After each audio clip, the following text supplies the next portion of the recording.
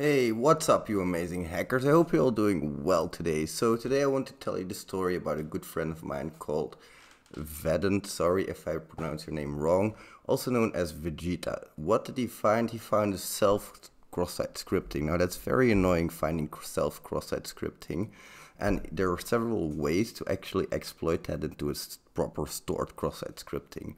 But let's have a look at the story, shall we? Because it's pretty good. I really like it. So he was testing his target. There was a lot of functionality for him to play with, he says, and he decides to create an account. He starts finding, so he starts looking for vulnerabilities at least. So he turned on burp, he started to capture this request, didn't find anything in the requests that was of importance. So he tried cross-site scripting. That's what I would do as well. Actually, I would do that as my first thing. Whenever I register, I always enter my cross-site scripting attack vector first. Now, you test for HTML injections and cross-site scripting, that's very good, but I would add a single quote and a double quote and a less than sign. That way you're also testing for JavaScript code injection and for HTML tag injection at the same time.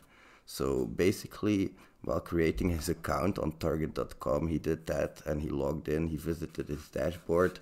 Unfortunately, the H1 tag didn't execute, but he was like, what if I replace this by an also with simple tag vector, just an SVG, and I make that SVG alert the cookies when it loads.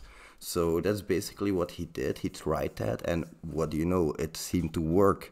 But entering in that field first and last name, that's only available in his account section for himself. That's not something other users can see. So dang, we have a stored cross-site scripting, but it's a self cross-site scripting. That is not very good. So the question came to him from how can he exploit this, because he's seen this several times before. I've heard of it several times before, and the first thing he tried was CSRF. A CSRF is possible to bypass that, because if the CSRF token is not checked properly, whenever setting your name or last name in this instance, it's going to change it whether or not you have the correct CSRF token. That will allow an attacker to insert their cross-site scripting attack vector into your account by executing the CSRF attack. So that's basically what he tried. Didn't work. He tried a lot of things, but he almost cried looking at this picture, poor little boy. So he tested for a lot of vulnerabilities, but he didn't find anything that worked. And at that point, he was getting a little bit frustrated, but he was looking at that address book section. And for self-stored cross-site scripting, it kept triggering, so that was really annoying. But then he looked at that specific URL. So at that URL, that he was visiting, that address book, this was the URL, and there's an identifier in here. So what did he do? Of course, he changed it, and he was doing a post to this address book because he was updating data, or a put, that's also possible. Anyway, a put or a post, and he changed the identifier, and it said basically that he expected it to get like a message 500, to get like an error or whatever, but apparently the first time around he did that did happen.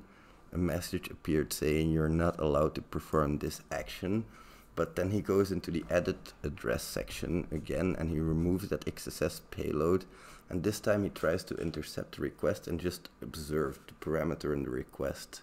So there's also an ID in the request, as you guys can see here, and that ID, when you change that from 3916 or 3915 and forward that request, then it's basically going to update that person's address book that's not yours. So you're going to still be able to insert your cross-site scripting attack vector into address books that aren't yours, not by changing the identifier in the URL, but by changing the identifier in the body.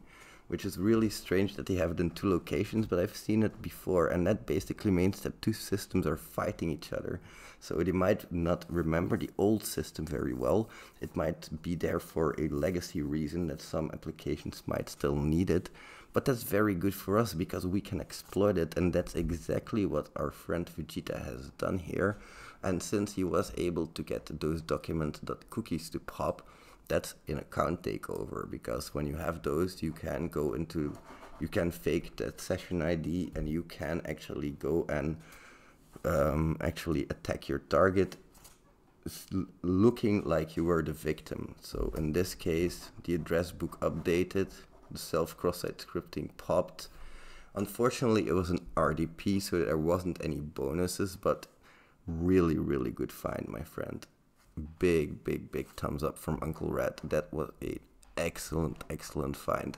Thank you so much for submitting this. If you guys want to submit your own infosec for write-up for review, I can do an episode on it. Please just mail the review or the item that I have to review to the xssrat@gmail.com, and if it's good enough, I'll make an episode like this, because this was one I couldn't let pass. A lot of people have trouble with self cross-site scripting. Well, now you know of another way. You can also abuse IDORs for self cross-site scripting to turn into a stored cross-site scripting. Really cool, really nice find. Unbelievable. Thank you so much for watching. I hope I will see you in the next one. Bye bye, amazing hackers.